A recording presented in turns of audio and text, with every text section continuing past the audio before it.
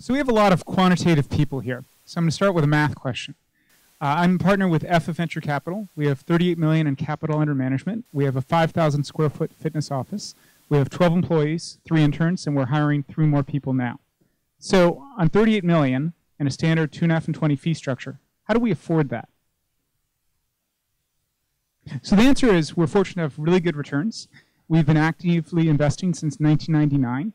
We've invested in over 150 companies, 150 investments in over 55 companies.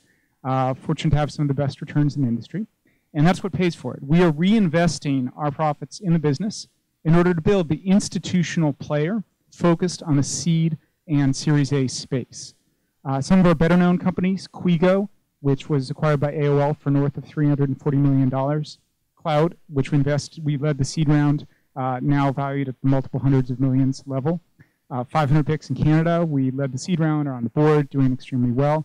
Cornerstone On Demand, we invested at the seed level. They're now valued at north of $1.5 billion, public company. So that's been very helpful in paying for the overhead. Our strategy is to systematically help and de-risk our portfolio companies. And we do that through a wide array of means. First off is our own CEO network. So we're constantly introducing portfolio executives to one another as different queries come up. They need to handle a difficult negotiation. They need to raise more capital. We'll introduce them to other CEOs or other people we know who can help. We have a formal mentor network of experienced serial entrepreneurs like myself and many others who can provide resources for the portfolio, for the executives. We have a preferred supplier network of lawyers, PR people, SEO consultants, you name it, who work with our portfolio companies. Part of your challenge as a startup CEO is you don't have much leverage. But when you go in and say, I was referred by FF, and if you do a good job for me, they're going to refer you to a lot of other portfolio companies. And if you screw me, then you're not going to get much business from the FF family. That gives you a little more leverage than you might otherwise have. We are particularly obsessed about process improvement. So if you look on our website, we have a freemium model on our website. So if you look on our website, you'll see a lot of content around the different processes that you as a startup entrepreneur need to run.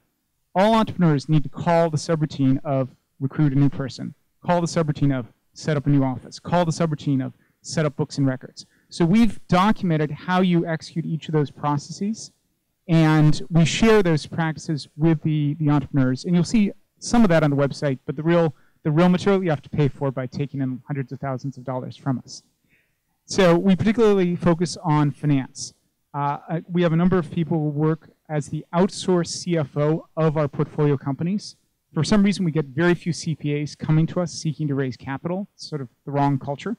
So entrepreneurs are usually very happy to outsource that to us. That gives us comfort that books and records are in order and prepares companies for their Series A.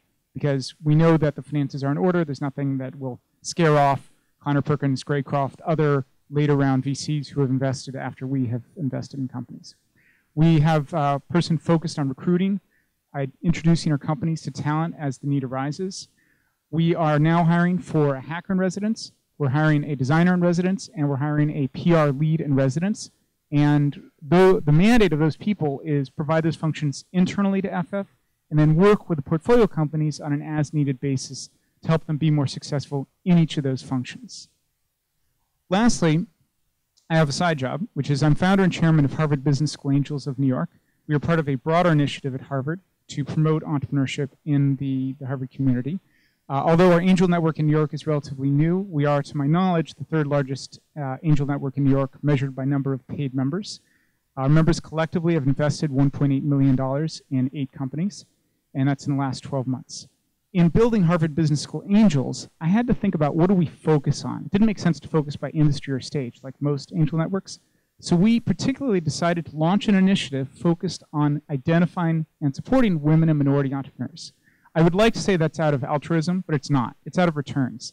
I think a lot of VCs don't pay enough attention to entrepreneurs who don't come from traditional backgrounds, and we do.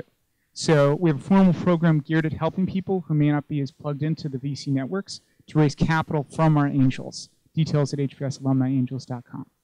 Let me talk about a few next steps. We're always looking for entrepreneurs. Send your decks to me or any of my colleagues. We are hiring for, I mentioned, 3 different roles, and our portfolio companies are always hiring. Go to ffvc.com/jobs. We have some very valuable domain names that we either own or have a large interest in, notably patents.com and alerts.com. If you have a business that particularly fits those domain names, talk with us. We'd like to talk with you. Lastly, I want to introduce two colleagues. George Chen, please stand up, from FF Venture Capital. If you can't find me, find him. Yeah. And Jason Klein, who's on the steering committee and is a very active angel himself with Harvard Business School Angels, can tell you more about angels. Awesome. Thank you, David. Thank you. Appreciate it.